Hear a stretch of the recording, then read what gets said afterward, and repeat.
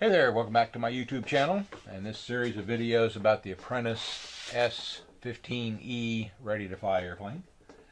And in this airplane, excuse me, in this video, we're going to mount the wing. But in order to do that, we got to find out where the center of the fuselage is, front and back, and where the center of the wing is on this plastic pieces that we already installed on the front and back of the wing, so that we mount the wing the same every time. Because if it's off to one side or the other or crooked, it won't fly the same. Okay, so when you're mounting an airplane that uses rubber bands, you have to make sure you mount the wing the same way every time. So I'm going to take a ruler and measure back here. I'm going to measure from the inside, just the fuselage only, but from the inside of this little post here that holds the rubber bands to the other side, and that is, in my estimation, 110 millimeters on the back. So I'm going to take a Sharpie marker, and then I'm going to take that 110 millimeters, get it right again here. Okay, divide that by 2, which is 55 millimeters, and make a mark. So at 55 millimeters, I'm going to make a mark right there, so I know exactly where the center of the fuselage is. I'll do the same thing up here. I'm doing it on the upper side here because the wing's going to sit down in this little depression here. So this says it's 124. 124 would be 62. Half 124, yes, would be 62. So I'm going to put a mark right here at 62. Right there. Okay. So I've got a mark here. Make this mark just a little bit bigger.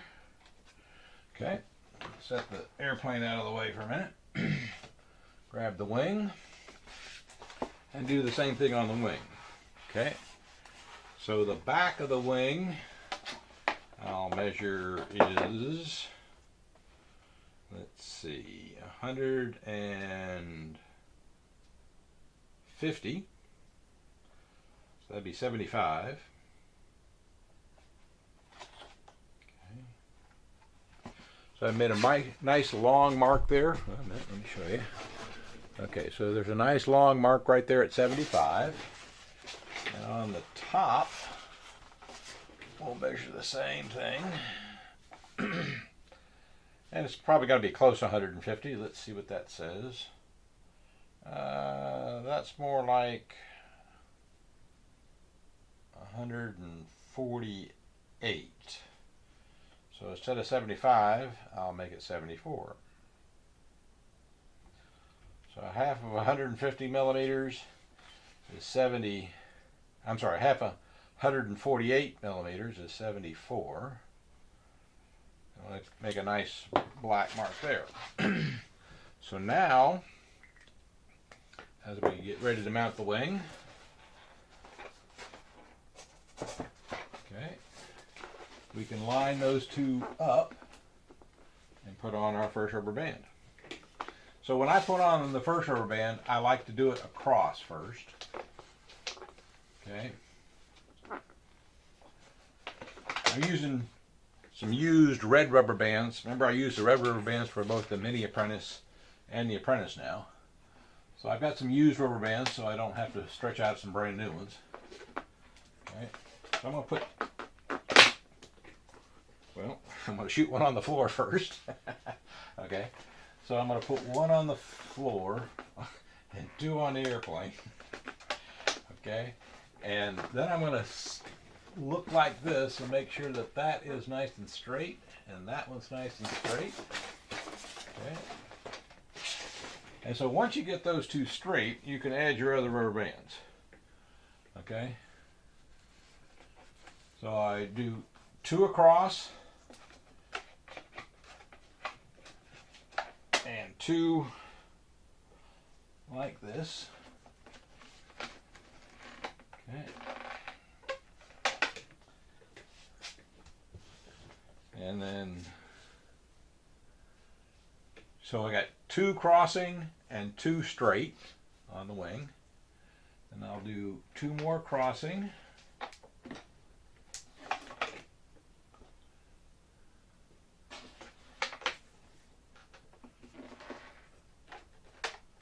Now, and then 2 more straight. Find me another red rubber band here.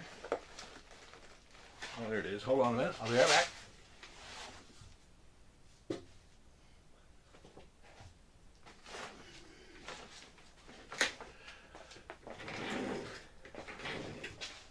And then 2 more straight. Okay. Now, when you're putting on a rubber band, I usually, I won't say always, but I usually will start at the front, have a finger up like this so that it holds the rubber band up, hook it to the back post. Okay, so I hold a finger up, hook it to the back post, and then make sure that the tension is even on the rubber band before I let it pop down. So there's 8 rubber bands on. Okay.